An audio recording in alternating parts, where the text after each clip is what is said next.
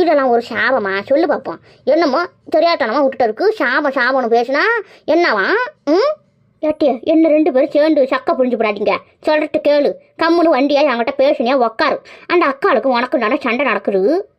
நடந்து சண்டையும் போட்டுக்கிட்டீங்களா? திரும்ப என்னடி சாடையில் வண்டி கிடக்கும் உனக்கு அவகிட்ட. அது செவனோன்னு உக்காண்டு கிடக்கா என்ன? இப்போ எதற்கிட்ட உன் காதில் என்னமோ சொன்னுச்சு. எனக்கு காதில் விடுவல் நான் என்ன புரிஞ்சிக்க முடியாதா? என்னமோ அது எழுதுன்னு சொல்லலை, நான் சொன்னோன்னு சொல்லி நீ சொல்றிய. இங்கே பாரு, நல்லா நேர்மையாக பேசுக்கா. 2 பக்கமும் சமமா.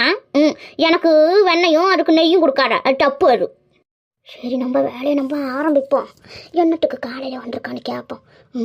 என்னவா இருக்கும்? சரி அக்கா, ஆறு கிடக்கட்டும். என்னக்கா காலையில் வந்திருக்குற? எது விசேஷமா? ஏக்கா உங்கள் வீட்டில் எதுவும் ஃபங்க்ஷனா? சொல்லு பார்ப்போம். காலையில் மணி 9 ஒரு அதுக்கட்டிலும் வந்துட்டியா? என்ன என்ன பேசு? எது நீ என்கிட்ட சொல்ல மாட்டேங்க, எனக்கு தெரியாது. என்கிட்ட இல்லாமல் சொல்ல போறீங்க? நான்லாம் ஒரு ஆளா? சொல்லு பார்ப்போம்.